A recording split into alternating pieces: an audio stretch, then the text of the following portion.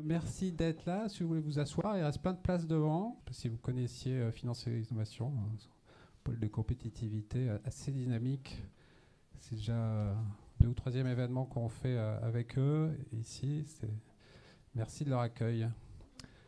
On va parler parcours, les évolutions de parcours avec deux grands thèmes. On va le voir un peu très identité numérique en premier lieu. Et puis on va parler d'intelligence artificielle avec notamment on va voir l'intervention de Yusan, d'A3BC et Columbus à nos côtés, donc aux côtés de Lumines. Donc, petit déroulé juste pour prévenir ce qui va se passer. On va être à peu près une petite heure ensemble pour deux thématiques, deux tables rondes. Donc la première sur la partie wallet, identité numérique, toutes les évolutions. Et puis le deuxième temps, un peu plus sur l'IA, notamment le traitement intelligent de documents et différents sujets comme ça. Alors, si vous pouvez, ça nous ferait très plaisir que vous restiez un petit peu après. On a un cocktail prévu juste dans la salle à côté. Il y a à manger. Ça a l'air très bon, elle m'a dit Lucie. Donc, je vous invite à rester. Donc, on va démarrer avec. Alors, ça, c'est tous les gens que vous allez voir ce soir. Et peut-être en. J'ai commencé pour. Je vous présenterai juste après. Parler des parcours. Je vais faire un petit récap. Alors, 50 ans en arrière, c'est long, mais ça va être rapide, ça va être très rapide. Quand on veut parler d'IA, quand on veut parler d'identité digitale, on s'est dit le parcours, c'est quand même une bonne façon de parler de ces sujets-là, de cette technologie-là.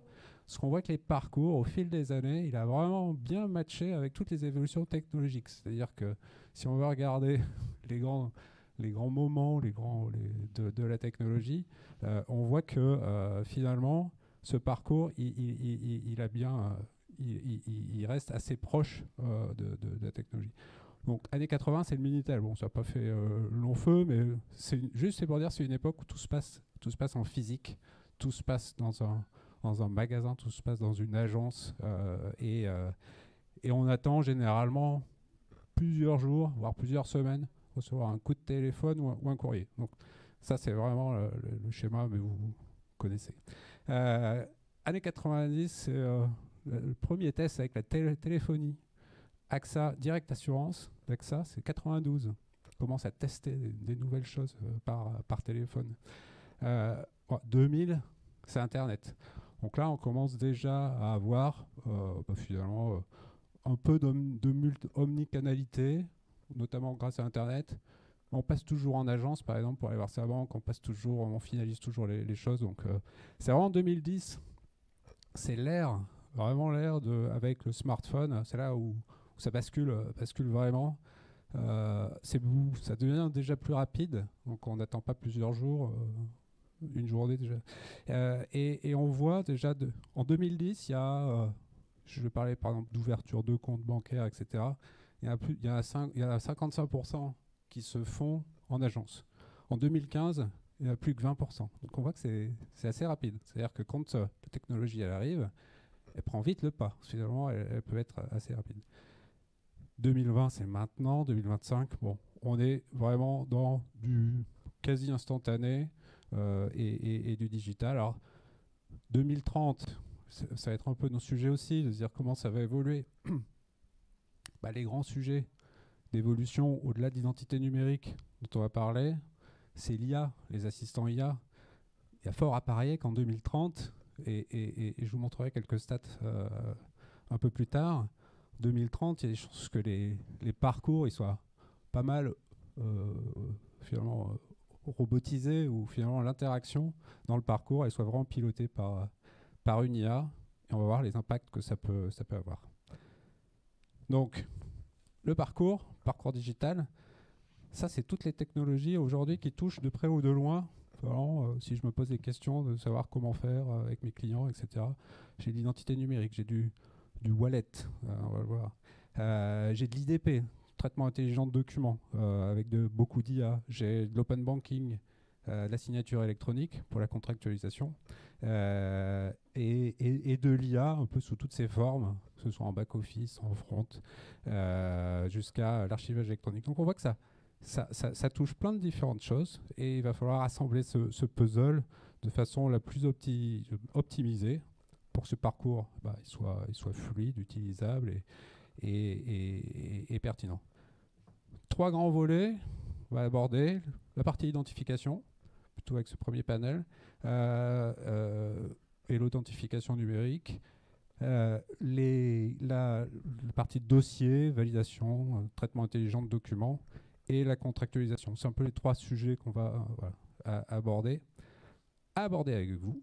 Donc, je commence dans l'ordre avec toi, Guillaume. Donc, Guillaume, tu es partenaire chez Columbus et aujourd'hui, tu conseilles des dirigeants, notamment dans la banque et les services publics. On a avec nous Dinesh.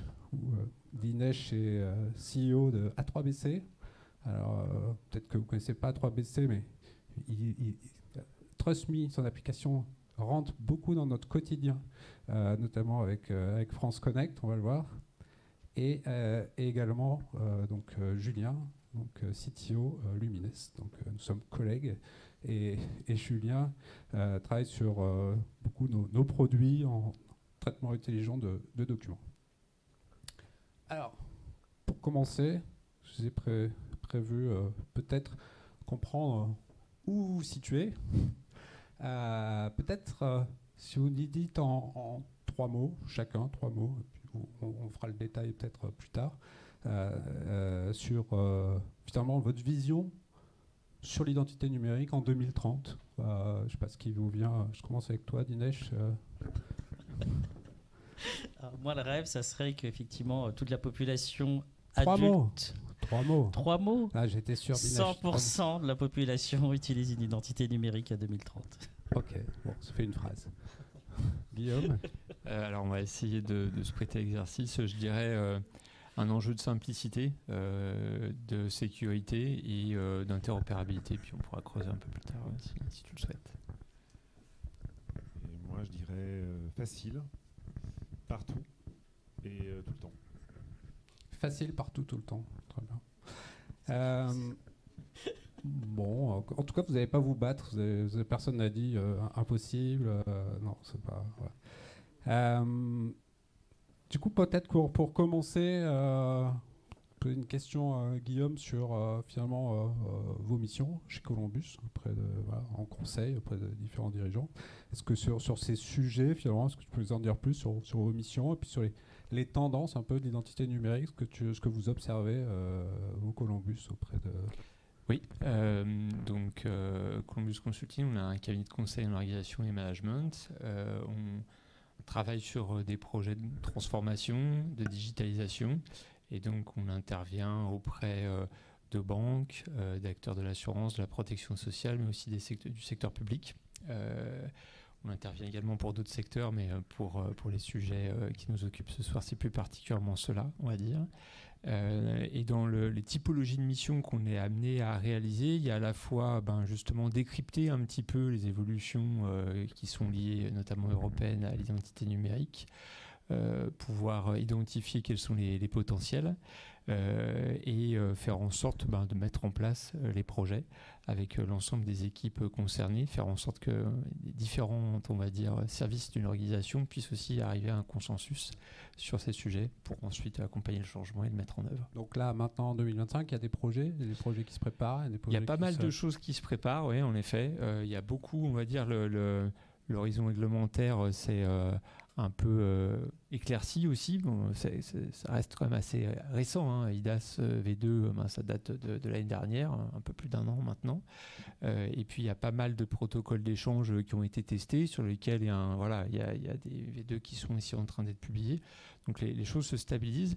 Mais on va dire qu'on passe d'une vision, et c'est sans doute un sujet intéressant, un peu réglementaire, ou perçu en tout cas par la norme, à quels peuvent être les potentiels en termes de parcours, de simplification pour l'ensemble de ses clients, ou de ses usagers pour le secteur public, et quel nouveau business model ça peut tirer aussi, puisque voilà, il y a aussi un enjeu financier bien entendu derrière pour un certain nombre d'opérateurs. Tu nous as apporté peut-être un slide pour nous parler finalement des grands mouvements, des grandes... En tout cas, oui, pour reposer un petit peu les principales avancées et les sujets que IDAS pose notamment. Donc le cadre réglementaire, c'est IDAS qui a été mis en place en 2024 et qui vise à créer une identité numérique avec la mise en place d'un e-wallet européen. Ça sous-entend quoi concrètement ? Ça sous-entend des enjeux d'interopérabilité, puisque il faut se mettre d'accord en effet sur la portabilité au sein de l'Union européenne d'un certain nombre de facilités pour réaliser ces démarches administratives ou privées.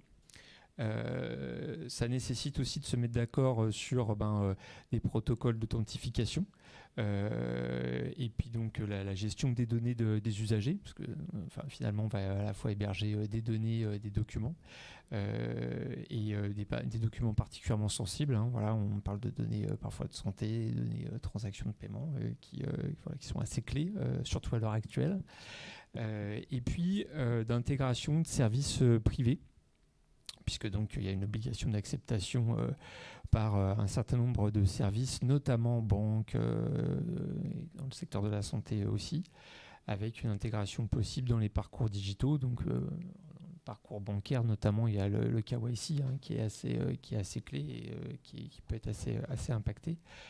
Et donc il y a tout un écosystème qui se structure pour l'intégration entre les services privés, entre acteurs privés, et puis aussi avec les services de l'État. Alors, il y a des choses qui étaient déjà existantes. France Connect, je crois que c'est déjà plus de 1800 services qui étaient disponibles. Et, il y a déjà une large majorité de la population française, je crois 40 millions d'utilisateurs déjà sur France Connect. Donc on va dire qu'on ne part pas de zéro. Mais par rapport à d'autres acteurs, on part peut-être d'un peu plus loin. Je pourrais y revenir parce que donc... le dernier sujet, c'est la souveraineté numérique. Le sujet porte en effet un large enjeu avec l'alignement RGPD. Et l'enjeu pour l'Europe, c'est bien évidemment la maîtrise des données de l'ensemble des concitoyens. Donc c'est un enjeu aussi de souveraineté numérique assez important. Les motivations derrière justement ces réflexions, les gens que tu accompagnes, c'est uniquement parce que c'est l'obligation réglementaire d'accepter un wallet à l'horizon prochain, ou il y a d'autres c'est ce que je pense que la perception était au départ en effet plutôt vision réglementaire, et que les choses évoluant, justement l'impact plus business, optimisation du parcours. Il y a toujours la question de savoir est-ce qu'il vaut mieux être un early adopter ou un smart follower, parce que ça reste quand même des sujets sur lesquels il va falloir investir. Néanmoins, il y a une perception beaucoup plus, on va dire, business maintenant qui est adoptée, et dans les projets qui sont en gestation, c'est plutôt ça l'approche. Merci. Et vous pourrez poser des questions d'ailleurs à la fin. Bien sûr, avec Guillaume aussi. Et les freins aujourd'hui, c'est quoi les plus gros blocages qui peuvent que tu vois apparaître quand on rentre concrètement dans le sujet ? Alors, peut-être si on reprend l'angle que tu évoquais du parcours client, il y a la balance entre les deux enjeux, simplicité du parcours et sécurité. S'authentifier beaucoup de fois ou avec tout un tas de choses, c'est pas forcément simple. Donc il faut trouver justement le parcours une espèce d'optimum global finalement entre s'enrôler rapidement et je pense que ça va être un peu ça la clé. C'est quand on va avoir justement le bon parcours, les usages vont suivre et assez rapidement pour moi, parce que c'est quand même au bénéfice de l'ensemble des clients et des concitoyens. Il y a, j'évoquais tout à l'heure, l'enjeu réglementaire en effet. On est plutôt en mode test et adoption progressive, les choses se précisent. Ça a été, je pense, un petit frein parce que justement les décideurs peinent parfois à se décider quand l'environnement n'est pas très stable. Donc là, les choses se précisant, ça devrait faciliter aussi les investissements. Et puis on voit qu'il y a cas d'usage assez intéressants ailleurs. On pourrait prendre l'exemple des pays baltes en Europe, de banques au Canada qui se sont fédérées autour de solutions justement d'identité numérique pour pouvoir proposer des solutions mutualisées. Et donc on voit que justement il y a des acteurs en dehors de la France, en dehors de l'Europe qui commencent justement à trouver des solutions assez efficaces, pérennes et assez intéressantes d'un point de vue économique. Donc ça devrait suivre assez naturellement. On est en retard en France, Dinesh. Donc, Dinesh, effectivement, tu pourras nous parler de TrustMe, qui est rentré sur France Connect depuis, ça fait quoi, presque un an maintenant ? En septembre. Septembre, donc l'année dernière. Et donc, tu nous as fait une phrase pour décrire 100% de la population qui est apportée à nous. Donc, la France, on est un peu en retard, ou c'est quoi ta vision finalement de l'évolution de l'identité numérique là, aujourd'hui ? Plusieurs questions. Plein. J'en ai encore plein. À la perception. Est-ce qu'en France, nous sommes en retard ? Je dirais que non, contrairement à ce qu'on peut croire. La France, à travers les initiatives du gouvernement, tend à vouloir numériser un certain nombre d'activités, notamment l'accès aux services régaliens. Donc France Connect et France Connect Plus, bien évidemment, sont de superbes catalyseurs de l'obligation, quelque part, du citoyen d'être équipé d'une identité pour accéder aux services régaliens. Quand on regarde ailleurs en Europe, peu de pays ont l'équivalent d'un France Connect et France Connect Plus pour accéder à ces fameux services régaliens. Et nous, depuis qu'on est raccordé à France Connect, on voit à quel point les gens s'enrôlent facilement, malgré la friction du contrôle d'identité via le PVID, et l'utilisent allègrement, bien évidemment. Alors en ce moment, on le voit à travers la déclaration des impôts, mais ils l'utilisent beaucoup. Voilà, donc c'est un petit peu lourd, un peu plus lourd. Donc voilà. Le PVID, la vérification d'identité à distance, où il faut mettre sa tête, bouger, faire un petit jeu, valider la vidéo de la pièce. Enfin, c'est assez lourd, effectivement. Donc, au-delà de ça, alors ça c'est la partie régalienne, j'allais dire gouvernementale.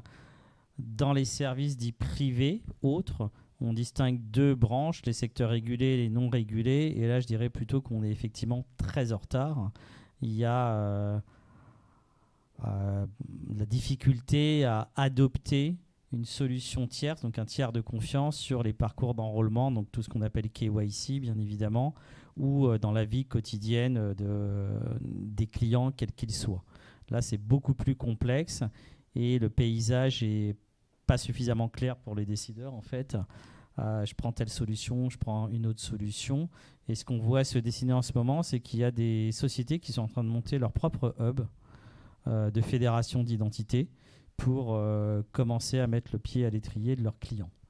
Mais c'est un parcours long, complexe en France par rapport à d'autres pays européens, comme les pays nordiques, on va dire, ou l'Italie même, qui est beaucoup plus en avance que nous sur ces sujets-là. Ils ont déjà régulé, ils ont déjà mis en place le modèle économique. Le jeu est clair. Chaque identité, chaque fournisseur, en tout cas, la difficulté de se distinguer. Mais c'est clair. Peut-être une façon également de TrustMe de se distinguer, c'est aussi cette notion de wallet. Donc on parle d'identité numérique, on parle de wallet, de choses. Je lance une petite vidéo si tu veux, pendant que tu parles. C'est juste une explication un petit peu de... Non, je lance pas, je lance. Okay. Une explication un petit peu de ce que apporte cette combinaison. Tout à fait. Alors je pense que vous êtes tous familiers des identités numériques et ce que vous voyez souvent, c'est l'identité numérique centrée sur la vérification de l'identité, donc la capacité à vérifier l'authenticité de la pièce et que vous êtes bien vous-même, ce qui permet entre autres, aujourd'hui en France en tout cas, de s'authentifier de manière sécurisée sur France Connect pour accéder à des services tels que les impôts, la caisse d'allocation familiale, Amélie, etc., etc. Quand on parle d'IDAS V2, en fait, l'objectif, c'est d'élargir le contenu de l'identité numérique à d'autres documents et d'autres données pour pouvoir effectuer des actes plus larges de KYC. Donc, c'est d'ajouter d'autres documents, comme par exemple, nous, ce qu'on fait grâce à Lumines, c'est le justificatif de domicile, le RIB, les éléments de carte vitale et autres pour pouvoir faciliter l'onboarding ou les transactions dans certains secteurs d'activité. Et l'objectif d'IDAS V2, c'est effectivement de réguler et de normer quelque part le contenu du wallet, son usage, le stockage de données, la manière de partager les informations, bien évidemment vis-à-vis de l'extérieur. Et TrustMe, il s'avère que nous, on avait anticipé le mouvement de par l'expérience de chacun, parce qu'on venait déjà de la banque, dans notre cas, où on s'était très vite rendu compte que focaliser uniquement sur l'identité ne sert strictement à rien, parce que c'est bien beau de savoir comment je m'appelle et que ma carte est vraie, mais je ne peux pas ouvrir un compte en banque avec ça. Ça ne suffit pas. Donc, peut-être on peut parler un peu de ce partenariat. Donc, tu as évoqué Lumines. Peut-être avec toi, Julien, vraiment cette combinaison identité numérique et wallet, qu'est-ce que ça apporte concrètement? Alors, Lumines, sa mission, c'est d'accélérer, d'optimiser et de sécuriser les parcours. Et dans une très grande majorité des parcours, il y a de l'identité. Donc, ce partenariat avec TrustMe et A3BC, c'est d'abord en fait d'intégrer déjà presque la solution de demain sur la gestion d'identité. Et puis tu l'as dit Dinesh, en fait une fois qu'on a la carte d'identité, qu'on sait qui est qui, en fait on n'est pas à la fin du parcours. Donc en fait il faut rajouter d'autres documents qui vont permettre de justifier finalement la demande que peut faire l'utilisateur pour ouvrir un compte bancaire, pour un remboursement. Et donc là, ce partenariat il se construit à travers une combinaison de technologies. À la fois la technologie de Lumines, qui utilise grossièrement en fait, des intelligences artificielles pour traiter le document, pour la reconnaissance, la lecture de documents, puis l'extraction de l'information qui est nécessaire, et puis qui va venir le croiser en fait, au sein du wallet avec l'identité qui aurait été vérifiée et qui est déjà présente. Et ça, en fait, ça crée une grande valeur à la fois en fluidification de parcours, et puis ça peut s'adapter à pas mal de parcours également. Donc il y a une vraie résonance en fait, dans nos deux technologies. On arrive, en les combinant, à créer une valeur supplémentaire, ce qui est quand même le signe d'un bon partenariat. Et puis, ça nous permet aussi de nous positionner, Lumines et TrustMe, en fait, sur des marchés dits de la récurrence. C'est-à-dire que quand vous devez justifier, de mettre sur des processus récurrents votre identité avec des justificatifs, bah, c'est souvent déjà pénible. Mais si on a tout dans notre wallet, tout dans notre portefeuille, tous les éléments qui sont déjà là, finalement, ce parcours que vous avez, il devient beaucoup plus simple. Et donc là, on a à la fois la sécurisation, la fluidification, et puis évidemment la rapidité en fait, qui vient être apportée à la fois au client et à l'utilisateur. Parce que ces données ont été traitées, elles ont été analysées en partie, donc on ne fournit plus. Enfin, le document est disponible, mais il y a des attributs. La donnée, elle est déjà. Donc, en termes de fluidification de parcours, on peut se dire qu'on peut aller dans l'instantanéité, parce qu'en fait, tous les contrôles, ils ont un petit peu été faits en amont et qui vont permettre de fluidifier les parcours. Et on en a parlé de monde bancaire, etc. Effectivement, ils ont une obligation d'accepter les choses, d'accepter les wallets, l'identité numérique, mais pas que.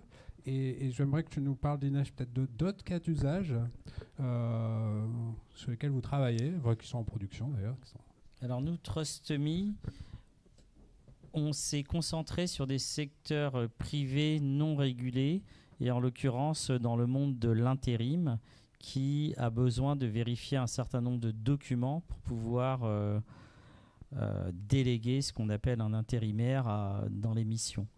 Et aujourd'hui, TrustMe est en production avec Synergie, raccordé avec leur système d'information, qui nous permet, comme le disait Julien, de fluidifier totalement le parcours de l'intérimaire et du chargé de recrutement, ce qui veut dire que via un flash, un QR code, en quelques secondes, l'intégralité des documents et des informations qui ont été authentifiées et vérifiées au préalable sont transmises avec le consentement explicite de l'utilisateur pour répondre à RGPD vers ce qu'on appelle le fournisseur de services, en l'occurrence la boîte d'intérim. Donc ça, c'est un exemple très concret d'usage du wallet dans un secteur privé non régulé qui leur apporte immédiatement des gains opérationnels, de conformité réglementaire et forcément de temps, hein, on a bien compris. Voilà. D'ailleurs, j'affichais un petit peu la façon de flasher. Donc, ça peut être au bureau, en bureau RH, on peut flasher et l'appel de documents, et également sur des solutions plus finalement de vérification aussi, de recontrôle, de revérification sur l'accès, peut-être. Ouais. Un Alors, autre cas d'usage. un deuxième cas d'usage que l'on déploie actuellement, c'est effectivement derrière l'identité numérique, en fait, se cache un terme consacré, c'est la fraude contre la lutte documentaire. Et le parallèle de ça, c'est la lutte contre l'usurpation d'identité. Donc, comment s'assurer que la personne que j'ai en face de moi est bien celle qu'elle prétend être. Donc ça, c'est un petit peu plus compliqué, bien évidemment. Mais nous, on a développé, on déploie actuellement une solution chez certains clients qui permet de vérifier à la volée que vous êtes bien celui que vous prétendez être et que vous êtes bien attendu sur le site. Donc on utilise ce qu'on appelle Check Trust Me, qui est une dérivée qui repose sur l'identité numérique. Et à l'intérieur de Trust Me, vous avez la capacité à nouveau de flasher un QR code et instantanément, on indique au site client si vous êtes bien celui que vous prétendez être et si vous êtes bien attendu sur site, avec de la combinatoire sur de la biométrie, etc. On voit qu'on est loin du simple finalement usage de je refais ma carte d'identité. Ou, enfin, il y a un peu de ça dans l'identité numérique aujourd'hui. Il n'y a pas beaucoup d'endroits où on peut l'utiliser. Le wallet, il va quand même pas mal démocratiser le nombre d'usages en agglomérant finalement un certain nombre de documents. En tout cas, je crois beaucoup. Donc on voit qu'on a finalement une volonté politique quand même en France qui est là, avec notamment France Connect, qui éduque les gens avec finalement et qui adhèrent, qui se créent des identités, et c'est croissant forcément. Ça va peut-être les 100%, c'est pour quand 2030, c'est-à-dire 100%. Donc ce marché il s'éduque et c'est vraiment un moyen finalement de lutter contre pas mal de problématiques que peuvent avoir les parcours actuels sur la fraude notamment. La sécurisation elle est forte. Un fraudeur peu de chances qu'il utilise une identité numérique pour rentrer dans un parcours. Donc voilà, on peut mettre cela de côté en disant ceux ils sont propres, et pas mal d'usages du quotidien. En tout cas, merci pour ce moment. On peut prendre des questions si vous en avez, parce que moi j'en ai encore, je peux continuer, mais si vous voulez poser une question à nos intervenants, je démarre peut-être avec les projections. Le nombre, tu l'as dit 100%, c'est quoi les projections? On en est où aujourd'hui? Où est-ce que ça va? Est-ce qu'il faut attendre les 100% prochainement? Alors, je rigolais, mais à peine sur 2030, 100%. En fait, les discussions qu'on a avec différents acteurs d'identité numérique, avec le gouvernement, projettent 80% de la population adulte équipée d'une identité numérique ou de plusieurs à 2030. Donc c'est une réalité. Il y a une volonté de l'Europe et d'un certain nombre de pays de se doter de ce portefeuille d'identité numérique pour un certain nombre de transactions, avec un croisement entre des identités numériques régaliennes, vous connaissez tous France Identité, des privatives qui vont se spécialiser sur différents cas d'usage. Oui. Question? Non? Oui. Oui, j'en prie. Alors.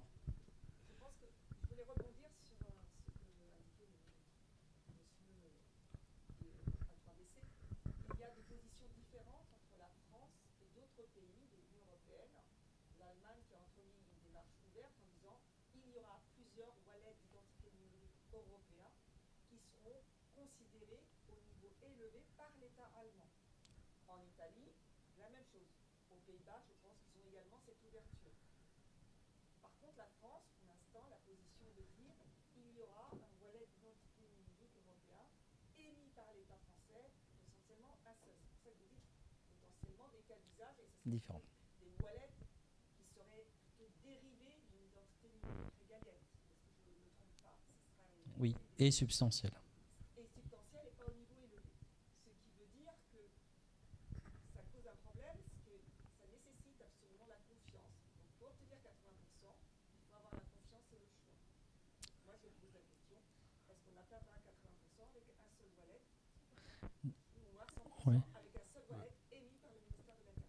Alors, on se connaît, mais je ne peux que vous rejoindre. Et là-dessus, tout le monde a émis une objection, c'est que un seul pour la France, effectivement, ça pose un problème. Et deux, le citoyen a normalement l'obligation, de par la loi, d'avoir le choix du wallet qu'ils souhaitent utiliser. Et donc les autres pays se sont alignés et ça crée effectivement des distorsions. C'est pour ça qu'aujourd'hui, IDAS-VD a du mal à atterrir concrètement parce qu'on n'arrive pas à homogénéiser, ne serait-ce que ce que veut dire élevé. Donc personne n'est d'accord sur le sujet.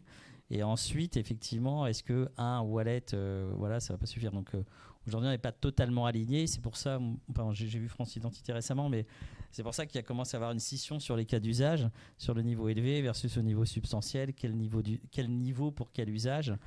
Ce qui complexifie un peu le sujet, effectivement. C'est aussi un autre problème.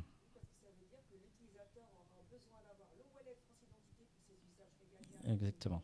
Et il aura besoin de d'autres wallets pour d'autres usages. Sauf que pour un domaine bancaire, où il aura besoin d'utiliser son wallet d'identité numérique européen au niveau élevé pour ouvrir un compte bancaire pour payer pour l'authentification forte. Donc on a bien un souci dans l'usage quotidien. C'est pour ça que je parlais de maturité, de prise de décision et que je dissociais totalement le secteur régulé du non régulé. C'est compliqué. J'en fais 3 mots en fait. Régalien, régulé et non régulé. Une autre question peut-être et sur non, mais s'il n'y a pas d'autres questions, on va s'arrêter pour ce premier temps identité numérique. Je vous remercie tous les 3. Et Julien, toi tu restes. Julien, c'est le fil rouge. Il reste. Et Benjamin, je t'en prie. Hop. Merci pour. Alors, donc je reviendrai sur vous tout à l'heure. Juste, de quoi on va parler? On va parler finalement du parcours non wallet, on va dire, pour schématiser. On a parlé de 100%. On ne sait pas trop bien où on en est aujourd'hui, les porteurs d'identité numérique, mais clairement, c'est pas 100%. Clairement, nos prospects, nos clients, ils ont pas tous une identité numérique, loin de là. Alors, ça va être en croissance forte. Donc, il y a vraiment une notion il faut hybrider les solutions aujourd'hui, finalement. Donc, ce parcours duo, donc très, très fluide, notamment avec le wallet, qui peut être vraiment instantané et hyper sécure. Qu'est-ce qui se passe pour les autres? Alors, pour les autres, on va voir que on est capable d'assembler des technologies qui vont apporter le même niveau, un niveau équivalent en termes de fluidité, en tout cas,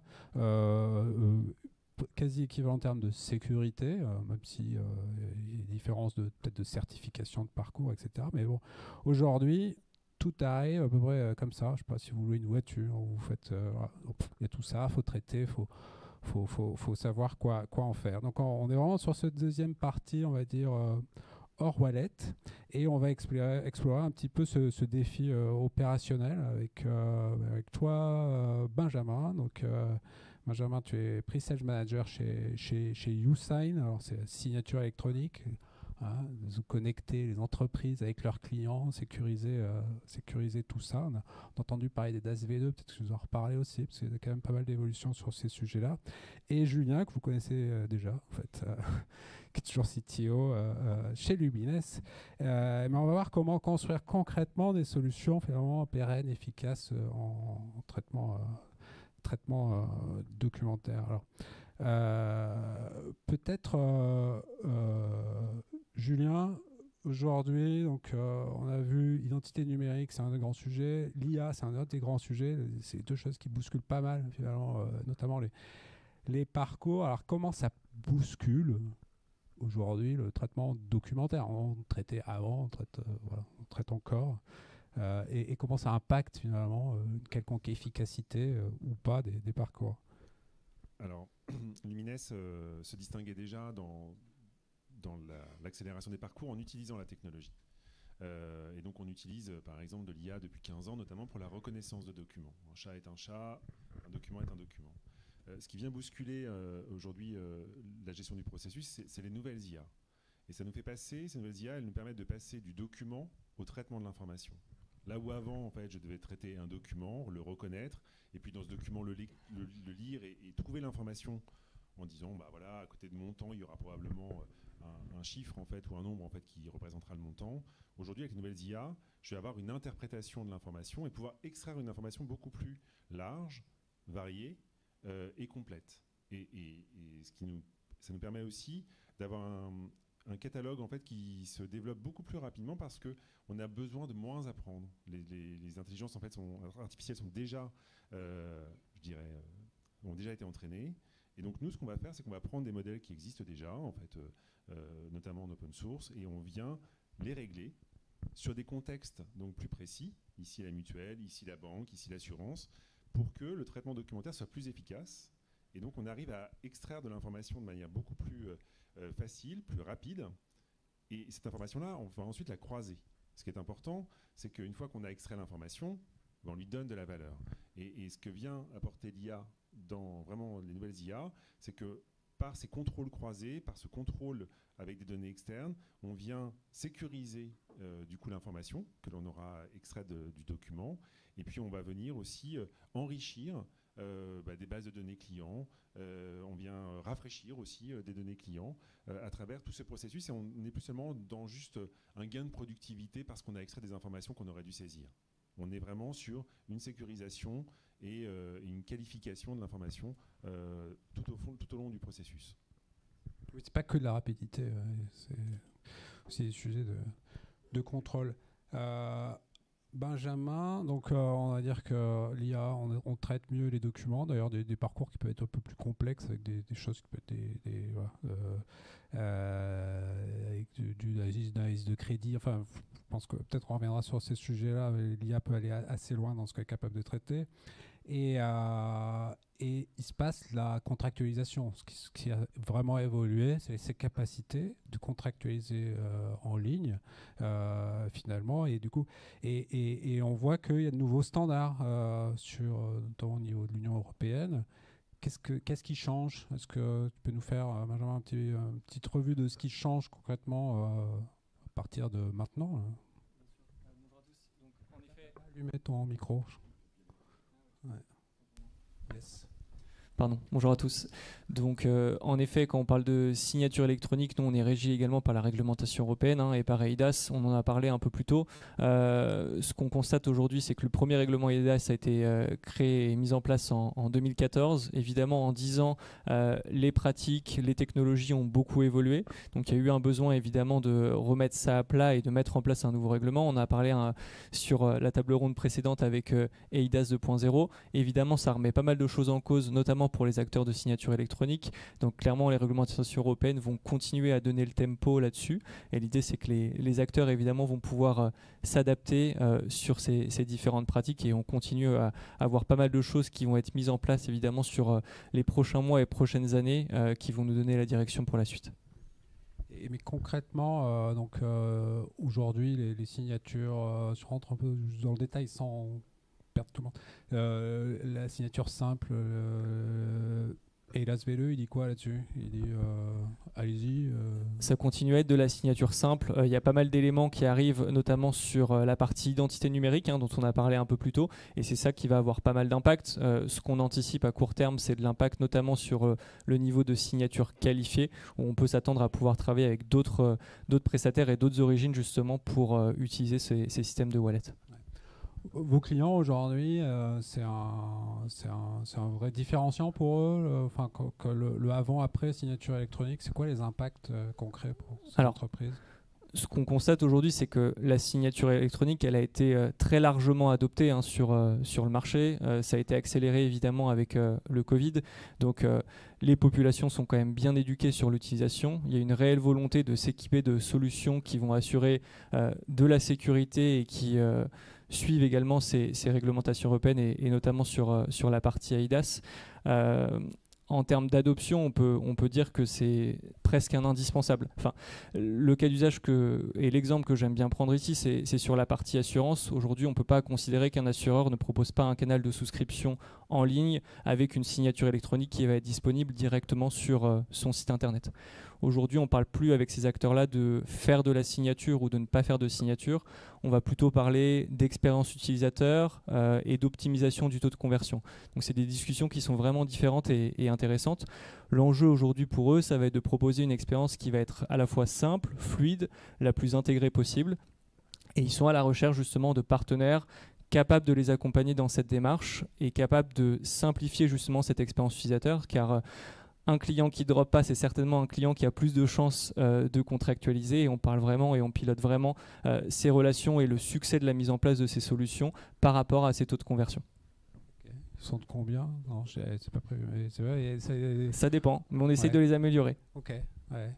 Et il y a différence entre acteurs, ouais, parce que notamment ceux qui vont vers, je sais pas moi, on peut parler de signature un peu qualifiée, donc ça va être plus lourd ça va être plus lourd en termes de UX. Donc ça, on arrive à gérer.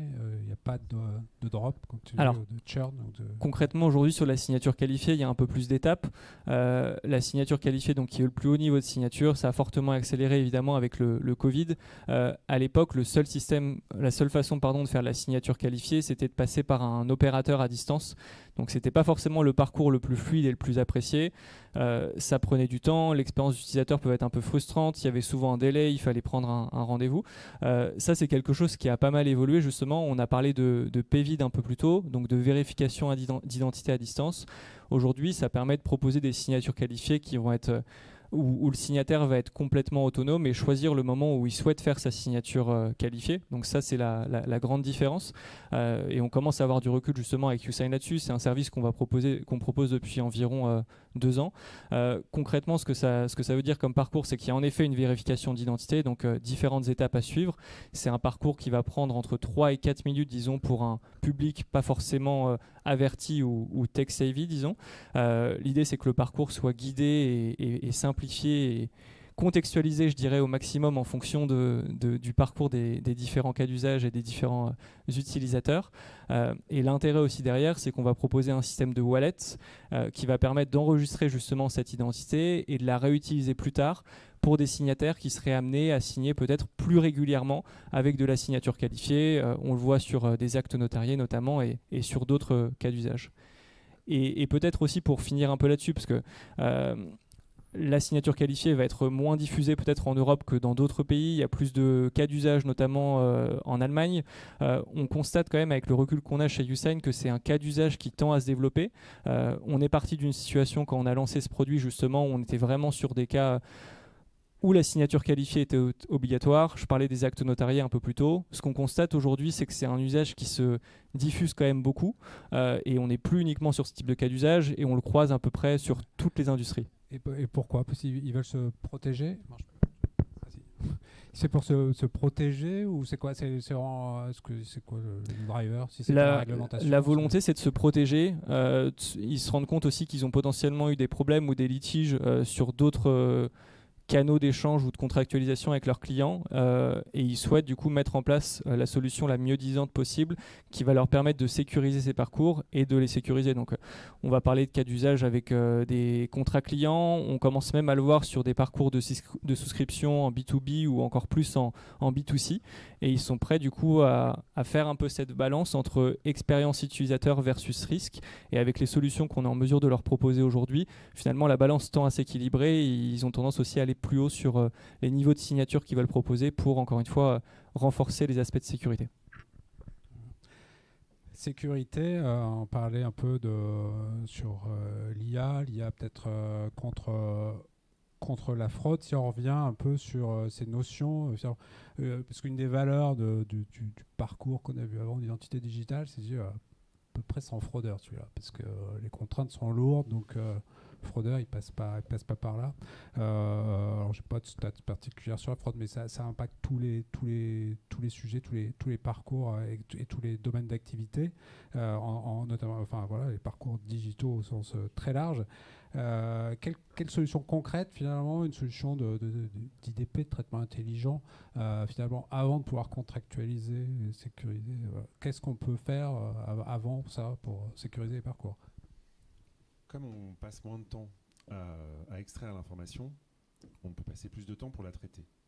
Et en croisant notamment l'identité, différents documents dans des contextes précis, on ne recherche pas la même chose en fait quand on est sur un parcours de location de voiture ou quand on est sur l'ouverture d'une demande de crédit à la consommation par exemple. Pour le crédit à la consommation, il est probable en fait que la fraude va viser plutôt l'identité et donc une falsification d'identité pour pouvoir faire un emprunt qu'on ne remboursera pas. Là où pour une location d'appartement, par exemple, en fait, on va plutôt essayer de frauder son niveau de rémunération pour apporter les garanties nécessaires pour avoir en fait l'appartement. L'idée en fait avec ça, c'est de concentrer les IA sur les bonnes informations à les croiser. Et donc, si on prend l'exemple de la location d'appartement, d'aller vérifier que sur le bulletin de salaire, mais tout match. Et puis, on va aller vérifier aussi, peut-être, on peut le croiser avec des informations complémentaires qui vont être la vérification sur LinkedIn, par exemple, du métier qui est proposé en fait sur le bulletin de salaire. On arrive en fait par justement un usage facilité du traitement de l'information. Traiter un bulletin de salaire, c'est assez compliqué, mais avec les IA, c'est quand même beaucoup plus accessible aujourd'hui, de pouvoir justement proposer à nos clients, en plus de cette extraction, des scorings, une capacité à confirmer que l'ensemble des informations est cohérente, et donc de donner un niveau de doute. On ne va pas prendre la décision à la place de nos clients, mais on est capable d'apporter un niveau de doute qui permettra en fait ensuite aux décideurs d'accéder en fait à la demande d'une demande de crédit ou de donner l'appartement. Et ça, c'est aussi une proposition de valeur qu'on aurait eu du mal à apporter en fait sans les nouvelles technologies. Donc, plus la technologie avance, plus on peut se concentrer en fait finalement sur la valeur de l'information plutôt que sur l'extraction et la fameuse RAD-LAD. Oui, parce qu'on a souvent vu, d'ailleurs, dans différents groupes, du picking finalement pour aller choisir les dossiers un peu louches et puis on les sort, on les traite, etc. Là, l'idée c'est faire du 100%. Finalement, la technologie et les délais dans lesquels c'est fait permettent de le faire. Effectivement. Alors c'est pas que l'altération, ça peut être aussi sur l'altération d'un document. Ça, oui, c'est un cas de fraude qu'on voit ou de moins en moins. L'altération, c'est-à-dire qu'en fait la capacité à vraiment photoshopper, on va dire, un document, elle existe encore, mais notre conviction c'est qu'elle va disparaître progressivement parce qu'aujourd'hui construire un document dit synthétique, en fait c'est de plus en plus facile. Et peut-être que pour nous dans cette salle, en fait c'est pas forcément évident, mais pour des générations qui sont beaucoup plus adeptes en fait de ChatGPT et des agents en fait d'IA modernes, en fait c'est quelque chose qui devient assez simple. Donc il faut utiliser d'autres IA pour vérifier plutôt que c'est pas un document qui a été complètement créé, plutôt qu'un document qui a été photoshopé. Je dirais que en fait cette notion d'altération, c'est une fraude un peu datée. Voilà. Par contre, on est capable quand même d'utiliser ce que la technologie fait. La technologie est capable de la détecter. Donc c'est aussi des propositions de valeur qu'on souhaite proposer à nos clients. Ce qui est important d'avoir en tête, c'est qu'il n'y a pas de fraude générale, il n'y a pas de fraude globale. La fraude, elle est forcément contextualisée. On se parle d'un type de fraude. On va chercher à falsifier tel type d'information. Et notre conviction, c'est que pour pouvoir bien y répondre, il faut se concentrer sur un cas métier. La technologie, elle est accessible de plus en plus. Donc ce qui fait la différence, c'est la capacité à comprendre le cas d'usage et à comprendre en fait finalement dans quel moment, quelle est l'information ou quel est le méfait en fait qui est visé. Et à partir de là, on va concentrer la technologie sur la bonne information, aller chercher la bonne information à croiser pour arriver au résultat. On ne fait pas le même traitement pour vérifier une fraude à l'identité pour un crédit conso que pour une location d'appartement ou pour une location de voiture. Donc c'est vraiment de pouvoir apporter au niveau de sécurité, au niveau de confiance, on va dire, parce que parfois c'est pas voilà, c'est plus de la confiance que de la confiance, équivalent un petit peu à ce que peut apporter une identité digitale, mais sans l'identité digitale, on va dire, pour tous. Je voulais sortir ce chiffre, donc sur le premier slide, là, on voyait en 2030, il y aura des IA et probablement des assistants. Alors, je trouvais ce chiffre, alors, il vient d'un éditeur, SAS, avec un cabinet qui fait des recherches. On peut dire que deux interactions sur 3 seraient pilotées par un assistant. Par un assistant IA. Alors, on intuite bien que même peut-être que le trafic il est peut-être arrivé de cet assistant aujourd'hui il viendra pas que de Google, il viendra de ses assistants et quand je suis dessus, je vais avoir mon assistant peut-être qui va prendre en main la relation client. Alors ça démarre, ça va vite, hein. Donc je pense que les assistants ils seront assez bons. Si on se reprojette en 2030, ils seront très bons, clairement. Donc aujourd'hui, finalement, avoir une IA qui pilote, qui est capable d'hyper-personnaliser, qui est capable d'être proactive, qui est peut-être capable de faire des suggestions et d'aller jusqu'à la contractualisation, hein, si on lui donne ces moyens-là, bah, quel impact, peut-être plus pour toi Julien, mais quel impact sur les SI, sur les systèmes d'information, sur les back-office, finalement, c'est bien. Enfin, voilà, c'est une stat, c'est une slide. Concrètement, opérationnellement, ça suit derrière. On peut vraiment projeter qu'en miroir des assistants personnels, ce qu'on appelle les agents IA qui arrivent de plus en plus, les back-office des sociétés vont mettre à disposition également leurs propres agents.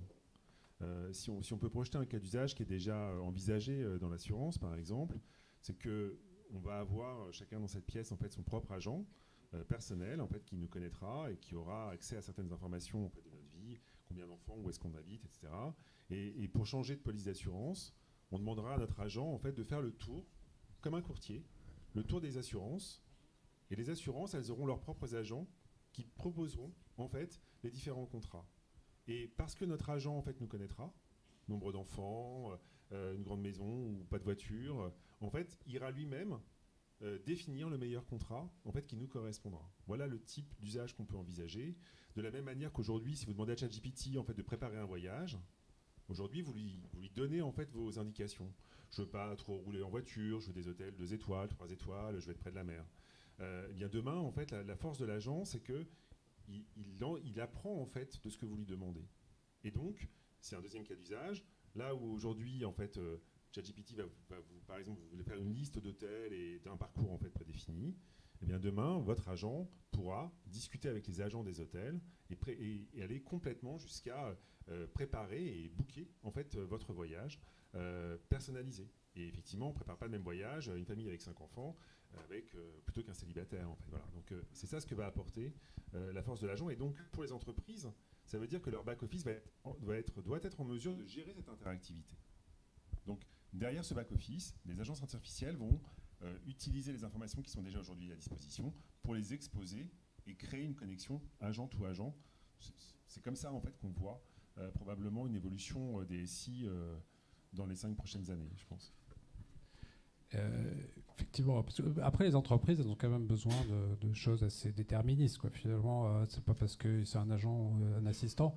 Quand je loue une voiture, il me faut les bons documents. Ou quand je prends une assurance, il me faut les bons documents. Donc il y a quand même un besoin, finalement, de traitement. Ça ne va pas assouplir la réglementation, ça ne va pas assouplir le truc. Mais par contre, il faut être prêt à pouvoir, finalement, converser avec cet agent en quasi-temps réel. En fait, ce qui va changer, c'est que l'agent va nous représenter et va représenter l'entreprise. Mais le parcours ne va pas changer en lui-même. Il faudra toujours confirmer que c'est la bonne identité, confirmer qu'il y a les bons documents justificatifs qui permettent de louer une voiture, de réserver un hôtel. Ce que va apporter l'agence, c'est que ça va automatiser encore plus les actions, en fait, les interactions, je dirais, entre un usager et une entreprise, ou même entre usagers eux-mêmes. En fait, on peut vraiment envisager que d'agent à agent, en fait, finalement, on arrive à se partager des livres. En fait, ça va révolutionner aussi probablement les réseaux sociaux.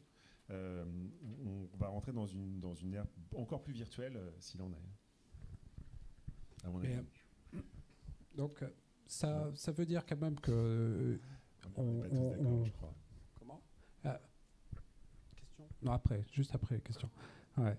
Mais ça veut dire que aujourd'hui, toutes les entreprises doivent se préparer à pouvoir finalement être en capacité d'accepter ces nouvelles interactions. C'est-à-dire que pour accepter ces nouvelles interactions, mon back-office, il faut quand même qu'il soit capable de le faire, qu'il évolue. Si aujourd'hui, je sais pas, si je fais tout manuellement, ben forcément, ça ne peut pas marcher. Voilà. Donc finalement, on parlait de traitement intelligent de documents.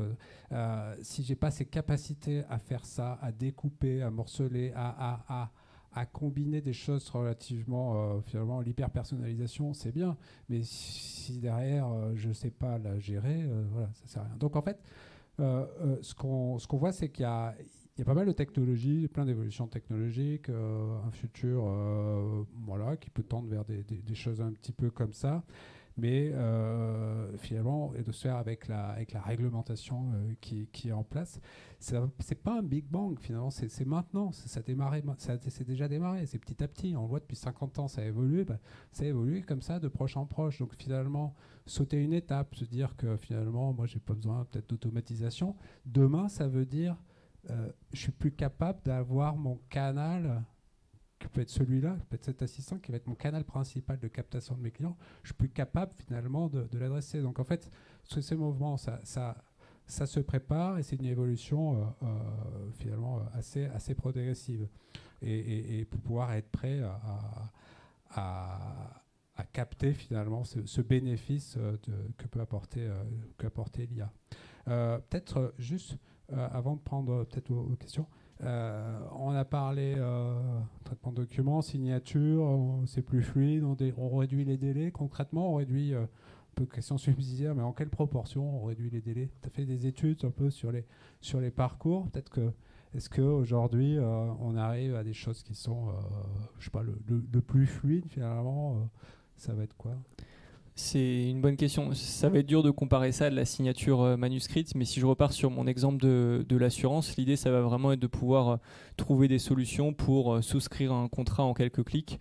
Et c'est aussi aujourd'hui ce que va chercher l'utilisateur. Il va souvent aller évidemment à l'offre qui l'intéresse le plus, mais aussi au parcours de souscription qui est le plus simple derrière. Donc c'est aujourd'hui sur ça qu'on accompagne nos clients, sur comment justement optimiser le nombre de clics, comment réutiliser un maximum d'informations qu'on aurait déjà et qu'on n'aurait pas recollectées de nouveau pour réduire ça au maximum. 2 fois plus rapide? Ça va dépendre de la base, mais on cherche à l'optimiser. Et là, on est plutôt sur du fine-tuning, donc on va chercher quelques pourcents. Mais c'est aujourd'hui ça qu'observent nos clients. Oui. Ok, merci. Peut-être que si vous avez quelques questions pour Julien et Benjamin sur ces sujets de parcours. Oui.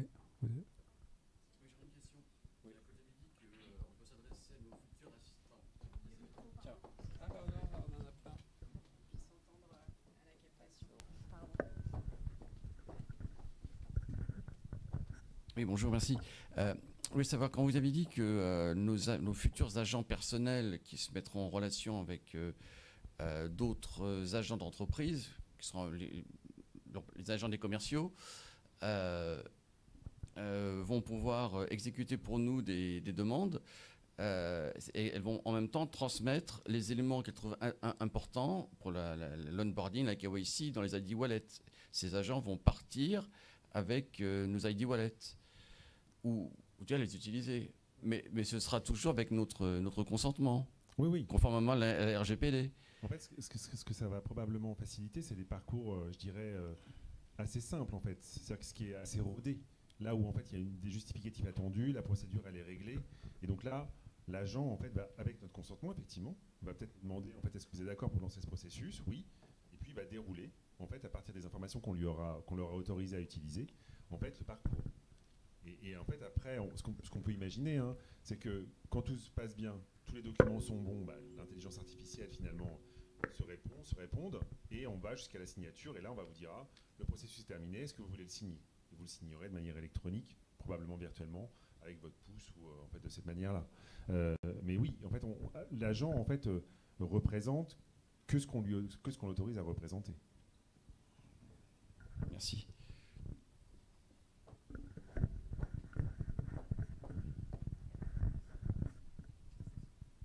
D'autres questions? Ouais, peut-être. Sur la complémentarité de ces assistants. Non,